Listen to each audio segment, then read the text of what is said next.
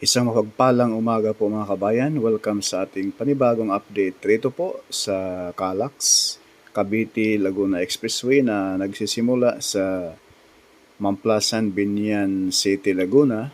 Ito ay magtatapos sa Kawit, Cavite na may haba itong 45 kilometers mga kabayan. Nawasamahan niyo po si Porke Studio. Please like, share, and subscribe.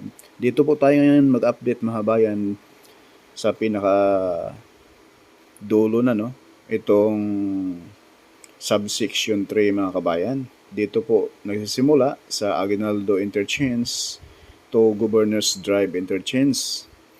At ito po ay pagkatapos ng mga kabayan, approaching po tayo doon sa mismong subsection 2 papunta doon sa Open Canal Interchange. So dito po mga kabayan, sa mismong Aguinaldo Interchange na ngayon ay binabakbak na ngayon ang kahabaan ng Aguinaldo, no? At itong ginawa nilang temporary na bypass road sa bandang kaliwa. Yan. Masisilayan natin, kaharap sa ating kamera ay papunta po ito ng Maynila, no? At dito po sa ilalim, dadaan itong Calax. So dito po nag-i-start itong subsection 3. Mula rito sa Aguinaldo Interchange hanggang doon sa mismong Governors Drive Interchange mga kabayan, na may haba siyang 7.91 kilometers, no? Ayan po, napakaraming heavy equipment, no? Kaya paspasa na ngayon ang trabaho rito dahil medyo nadili na po ito ng konti itong Calax dahil po yan sa mga right-of-way mga kabayan. Kagaya po sa in-update din po natin na SLEX TR4. Itong SLEX TR4 naman ay sa package A pa lang ay napakarami na pong dalawa po ang hadlang, puro subdivision. Sana po ay magkasundo na po at magawa ng paraan ng SMC at ng DPWH at ng gobyerno. Dahil itong mga expressway na ito mga kabayan ang solusyon, no? At mabilis na dadami ang mga pabrika, no? Alam naman natin itong Cavite mga kabayan na number 1 din pong malaking naiambag sa economy ng ating bansa dahil po sa mga malalaking pabrika, no? Malalawak mga kabayan ang Cavite, napakayaman din po at napakalapad din po ng Cavite mga kabayan.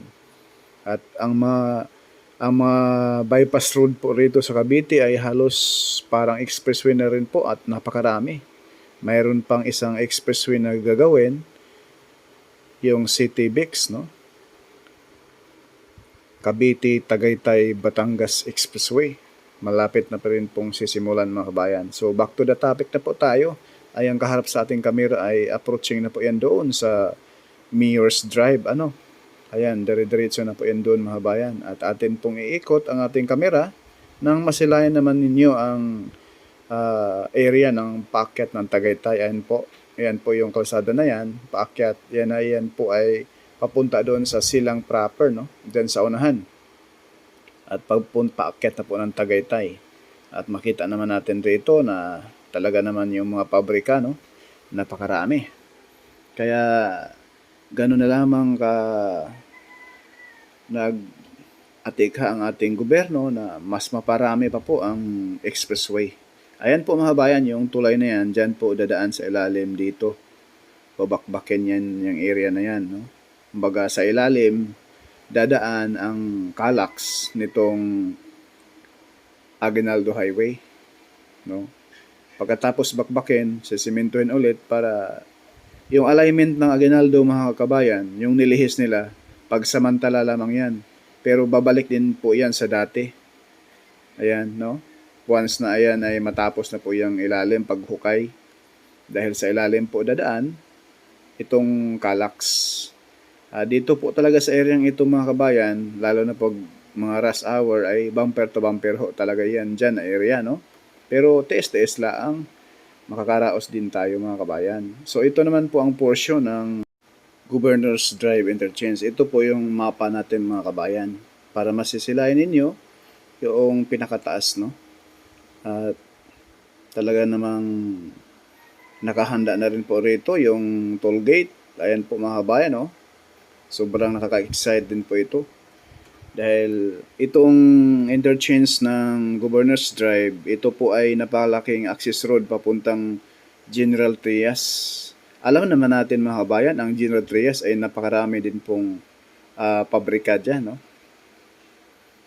Sobrang dami at napakalapad. Actually, itong Governor's Drive interchange ay access road din po ito papuntang Dasma, SM Dasma at Robinson Dasma. Ayan po, sa ilalim din po dadaan po mga kabayan. Ayan po. Masisilayan natin yan dyan, yung mismong mga kababayan natin na nagtrabaho, yung mga engineer, no? Ayan sa unahan, masisilayan natin yung talagang tubig, no? Dahil may bagyo na dumaan sa ating bansa. Salamat na lang na doon po talaga ang sentro sa karagatan, hindi sa lupa. Kasi kung nagkataon, napakaraming buhay na malagas, pero sa kasamaang palad, mayroon pa rin mga kababayan natin na sinawi, no? 8 buhay ang nasawi mga kabayan sa nakaraang bagyo. Pagdasal po natin na sana po ay layo na po ang ating bansa sa anumang kaguluhan at anumang sakuna. So ito na po mga kabayan, yung Mayor's Drive, no? Pakita ko lang po sa inyo. Ayan, yan po yung mapa natin. Ito po yung portion sa Mayor's Drive.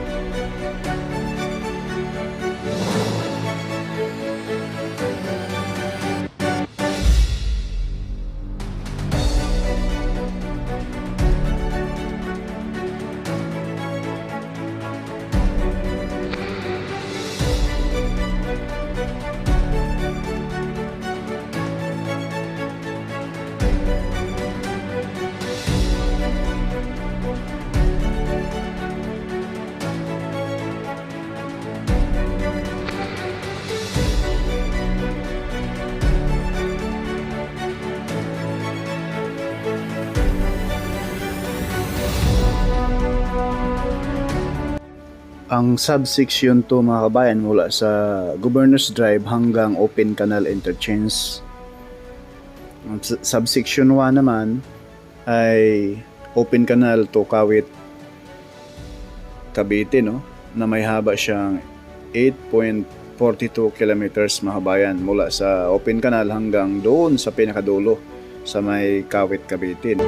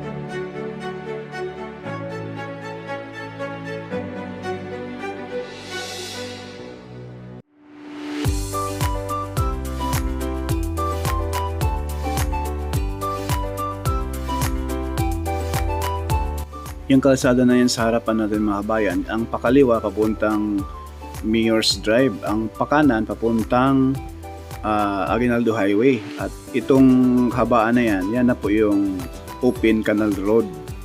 Dito po tatawid itong Calax papunta doon sa mismo. Dito nagsisimula ang subsection 1 na may habang 8.42 kilometers mga kabayan hanggang doon sa Kawit, Cavite po.